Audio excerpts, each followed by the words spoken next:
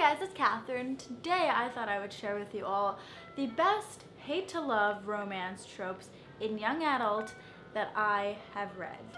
That intro took me 3 million years to figure out how to word, and I don't even think it made sense anyways. Basically, one of my favorite tropes in young adult, especially in like the romance section of it, is hate to love. It adds so much more for me. It adds that like element of like, I truly love you because I even changed from hating you to loving you, you know?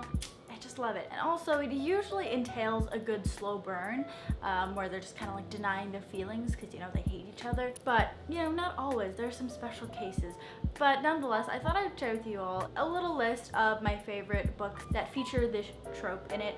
Most of these books are going to be fantasy because that's basically all I read. And a disclaimer, the hate to love trope can be a bit of a spoiler because obviously they start out hating each other, then whoa, they love each other. So I will only be mentioning books in this list that already have it in the description, like that you find on Goodreads or wherever. So no spoilers, don't come at me. So with that said, let's get started. So the first book that I have on this list and kind of just inspired this video to be made is Sky in the Deep by Adrienne Young. I read this recently. It is a YA fantasy kind of historical fiction Vikings era book. This book I thought was really good. We follow a young warrior who is captured by the enemy clan, and then she finds out that her dead brother that she thought was dead for like 5 years is actually alive and well and is in this clan that captured her and kind of captured her because of him. But anyways, and so she lives with his new family, and there's a dude there obviously, so things happen. And it is hate to love because they are rival clans. Our main character Elin, I don't know, okay? I listened to the audiobook, yet I don't even know how to say her name. I don't know what's up with me. But she's part of the Aska clan, and this dude named Fisk is part of the Riki clan, and they are warring clans, and it's been that way like since the gods and their beliefs and everything. I don't know, it was a really good book. I loved it. Besides that romance troping in it, there's just many other great things happening. And there are some great fight sequences and gore and death, and so if you like that, then I definitely recommend this book for you. And if you love a hate to love. The next book that I bring to you is one that is not strictly fantasy, which might surprise you all if you've been here for a while, but it is A Million Junes by Emily Henry. This book is a very recent read and I really enjoyed it. It is a YA magical realism. Magical realism is like borderline contemporary, which is something that I never read. I do not read things that take place in the real world because I just find them incredibly boring, and yeah, that's for another day. This takes place in the real world, and we follow a girl named Jack the Fourth, who is part of a long line of Jacks, and her family within all these Jacks and another family called the Angered family have hated each other for generations, and she has no idea why, but she's always been told to stay away from the children of that other family. But then chance encounter, of course. So this isn't like hate to love in the traditional sense, like, you know, like Sky in the Deep or any of these other books that I would talk about. She's always told to hate him, and she doesn't really question too much of why until she actually meets him, and she's just kind of wary of him. But it's not like hate to love in the traditional sense. She was just kind of told to stay away from him. But I thought I'd include it on this list anyways because it kind of follows that vibe. But I really love this book anyways, which is surprising because it takes place in the real world. But yeah, wait, I totally forgot like the main plot point of this book to mention. There is a curse between their two bloodlines, and so they are just trying to figure out how to break the curse and like figure out where it even came from, where it started. So they have to work together, and so you can see where that goes. The next book that I have to mention is Ruined by Amy Tintera. I read this book forever ago, and at the time when I read it, I like totally forgot what even happened in it, but I know I liked it a lot. This is of course a YA fantasy that is set in this world where people with magic are called ruined, and they have like markings on their skin when their powers emerge or whatever, but they have been defeated and their country is in ruins. And so we follow like the princess of this defeated land who does not have any magic but is trying to do her part for her people and try to get revenge by killing and posing as the betrothed to her enemy kingdom. Does that make sense? Anyway, she infiltrates her enemy kingdom, poses as another person, marries her mortal enemy, and plans to take them down from the inside. And so clearly she hates the love interest of this book because his father ruined her kingdom, so naturally she would hate him. And you know how these things go.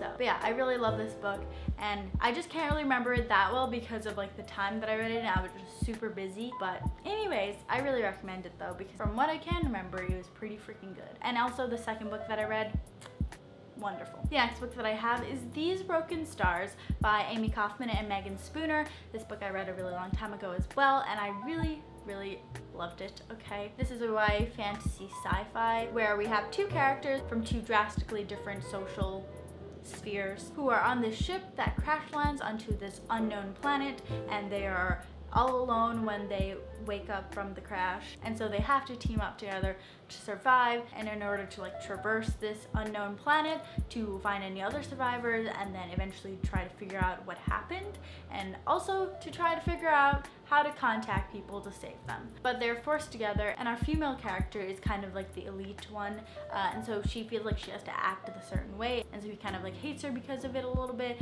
and she hates him, but they're stuck together alone. So anyways, in the end of this book, I was crying so much. It put me through so much emotional turmoil. Just read it. It's really good if you haven't read it already. And the last book that I have to mention in this video, and what would this video be without it though, is of course my favorite, Stolen Songbird by Danielle L. Jensen. I actually do not know where my copy of it is, and I'm freaking out a little bit. I don't know where I put it. I thought I brought it with me, but I just can't find it. But this is one of my favorite books ever. I really love this series. This is the first book in the Malediction trilogy. This is a YA fantasy, of course fantasy, series that I read like last year. If you haven't heard me talk about this before, where have you been? I also feel like I haven't talked about it in a little while on my channel. But in Stolen Songbird, we follow a girl named Cecile who is kidnapped essentially by magical beings called trolls, but they're kind of like fae, but they're just called trolls in this book. They're not actually trolls. They have like all the fae characteristics, but this species, I don't know, what do you call it, of people are stuck under this mountain because they've been cursed there for the past like 500 years. And so they've been trying to break the curse because of a prophecy, which implies that this girl Cecile that was kidnapped is the key to breaking the curse when united with the prince of this place called Trollus. And so she's married off to him right away, but things don't go as planned, and so she gets wrapped up in this intrigue and fighting for her life because she's now really connected with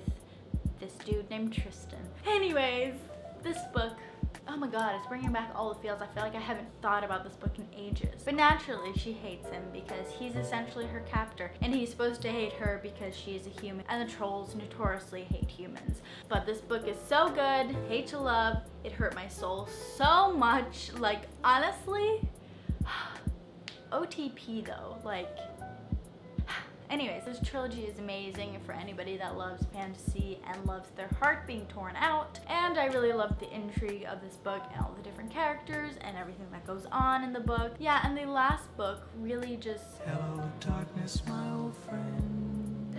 We can't think about the ending of the last book, or else I will just shut down and it... Okay, we're done. Okay, moving on. So that concludes my list for my favorite hate to love YA romance trope books. I hope you guys enjoyed this video. If you have any other similar list type videos that you'd like me to make, then definitely leave those suggestions down below, and I'll try to make them if I can. But that's about it for this video. Thank you guys so much for watching, and I'll see you in my next video. Bye!